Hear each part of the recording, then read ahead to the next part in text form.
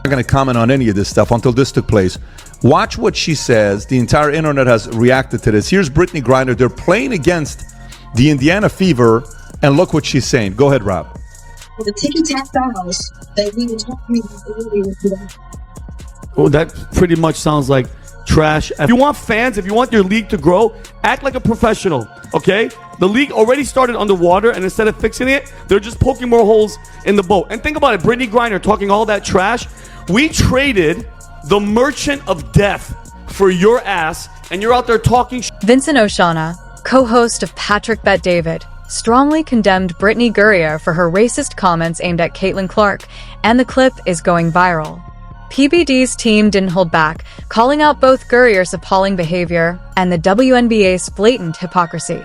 This critique reflects what many were thinking but hesitant to voice publicly.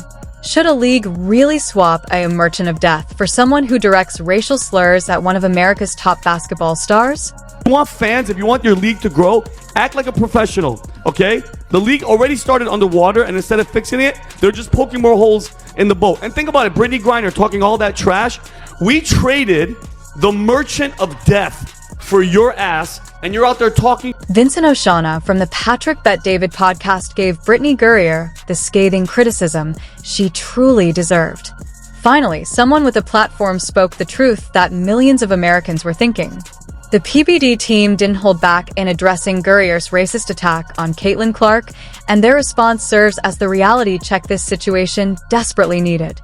Or the ticky-tack fouls that we were talking about earlier today. Let me explain what's going on, because this goes far beyond a single incident. It highlights the WNBA's complete moral failure and the toxic culture they've fostered, where targeting their own top star isn't just tolerated, it seems encouraged. The controversy began when Griner was caught on camera after fouling out against Clark's Indiana Fever, apparently calling Clark trash and a fixing white girl. With Brittney Griner, right? And then the other quote, Rob, then I'm going to wrap this up and then I'm going to go to Adam. Put the quote of Brittney Griner, what she said about the NBA. This is so funny how all this stuff works out, right? She says, this is from Brittney. Every time we play her, there's this commotion, like this loud rumbling from the stands. Turns out it's people, thousands of them, just sitting there, watching on purpose. Let's be perfectly clear.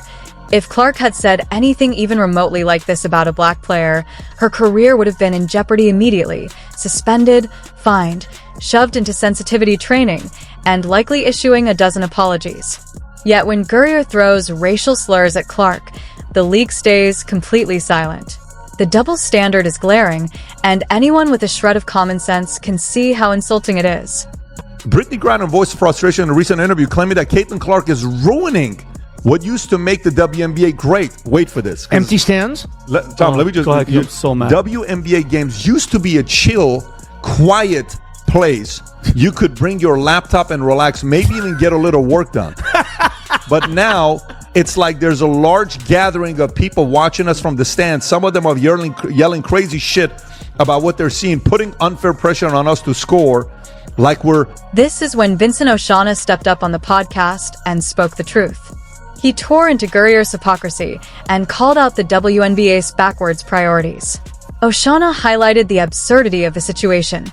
A player who was literally traded for a Russian arms dealer, the Merchant of Death, is now making racist remarks about the very player who's actually drawing attention to their otherwise irrelevant league.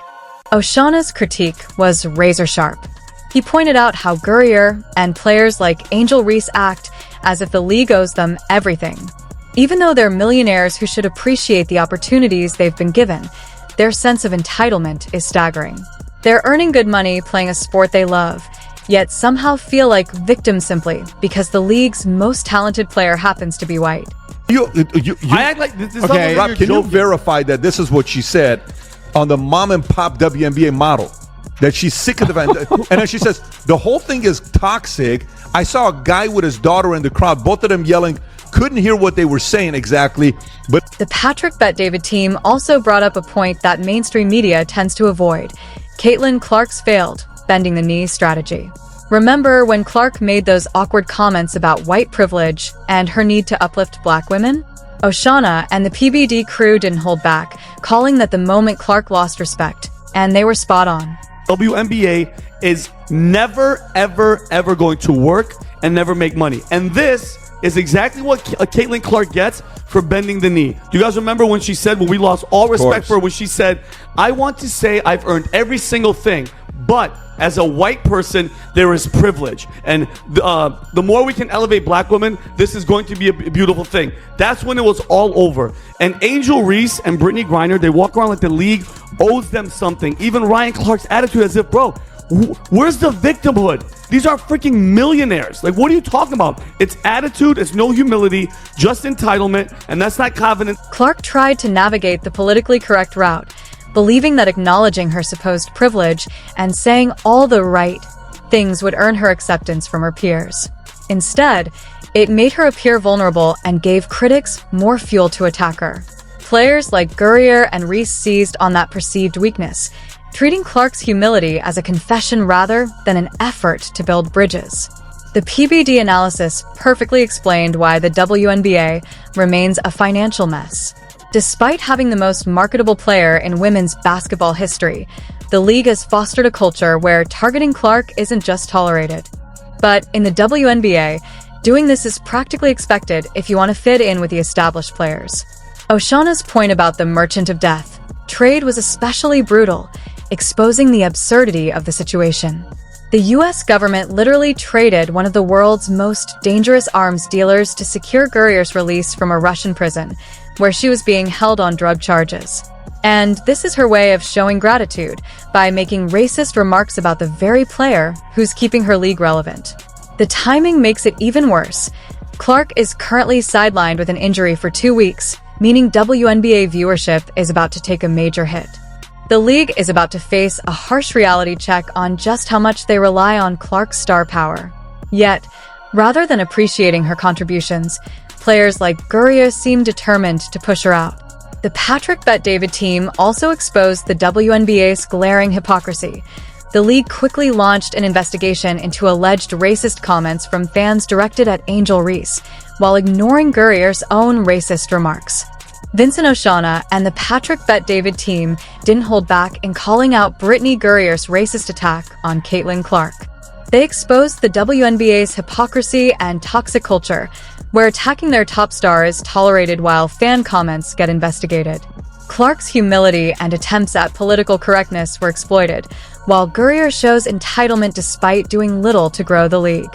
The Merchant of Death trade highlights the absurdity of the situation. The league depends on Clark's star power, yet fails to protect her. Oshana's analysis showed how this double standard and toxic culture are killing the WNBA's growth. Griner's actions are ungrateful and damaging, while Clark continues to elevate the sport. Millions were thinking this, but PBD finally said it out loud.